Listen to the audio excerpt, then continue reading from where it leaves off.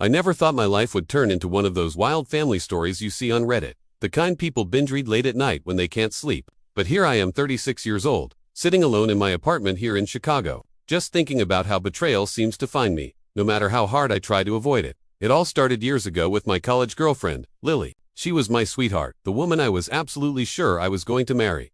We were together for 5 years. We planned everything. Kids, houses. We even had names picked out. Then, one random Tuesday, she hit me with the classic line, she needed space.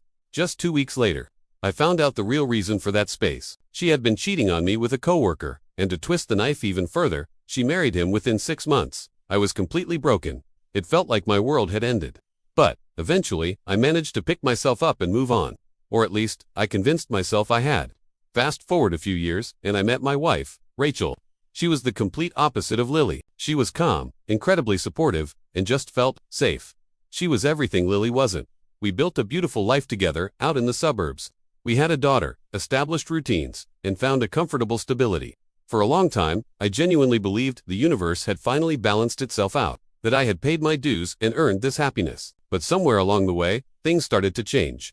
Rachel became distant, almost like she was a million miles away, even when she was sitting right next to me. She was glued to her phone, constantly texting. She started dressing differently, going out more, and kept saying she needed to find herself. The phrase felt like a warning bell I couldn't ignore. One night, she sat me down and told me she wanted a divorce. Her reason: we had grown into different people. I was devastated all over again, but for our daughter's sake, I agreed to keep things as respectful and amicable as possible. A few weeks later, while I was helping her pack up her things, I stumbled upon an old iPad she'd forgotten to log out of, and there they were, messages. Messages between her and someone saved in her contacts simply as L. My chest tightened instantly because, deep down, I already knew who it was. It had to be. It was Lily, my ex-girlfriend from all those years ago, who was now divorced herself. I started reading, and my stomach just dropped. The messages weren't just friendly catch-ups, they were emotional, romantic, filled with late-night confessions and inside jokes about how life had come full circle, bringing them together. It was like watching a movie of my own life's worst moments play out in front of me. When I confronted Rachel, she admitted everything. She said Lily had reached out after hearing through mutual friends that my marriage was struggling. She described their reconnection as feeling familiar and exciting. At that point, I didn't even feel angry anymore. I just felt an overwhelming sense of exhaustion. It was a tiredness that went bone deep. The divorce was finalized quietly. We agreed on shared custody, and we exchanged polite smiles in court. It was the kind of ending that looks peaceful and mature from the outside, but on the inside, it just feels hollow and empty. Months passed. I threw myself into my work and, more importantly, into being the best dad I could be for my daughter. I was slowly, painstakingly rebuilding myself piece by piece, and that's when it happened. I got a message request on Facebook.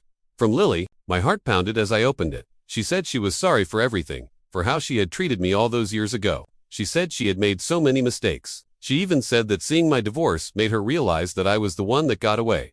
And then came the final blow. She wrote that Rachel never really loved me the way she did. I just stared at the screen for what felt like an eternity. I remembered all those nights I cried myself to sleep because of her. I thought about the years it took me to learn how to trust another person again, only to have that trust shattered by the same woman, indirectly this time. I thought about the marriage that still fell apart, a casualty of a story I thought was long over. And in that moment, staring at her message, I realized something incredibly important. Some people don't come back into your life because they love you or because they've had some grand epiphany. They come back because they're lonely, because their own choices led them to an empty place, and you represent a familiar comfort. They aren't looking to heal you. They're looking for you to heal them. I didn't reply. I didn't write a long, angry paragraph explaining all the pain she had caused. I just blocked her. And for the first time in my entire life, I chose my own peace over the need for closure. I realized I didn't need her apology to move on. If you're re-listening to this and you've ever felt trapped in a cycle of betrayal or heartbreak, know that you're not alone. Sometimes the real happy ending isn't about getting the person back. It's about finally finding the strength to walk away for good and never look back. Thanks for listening, and make sure you subscribe for more stories about finding your way forward.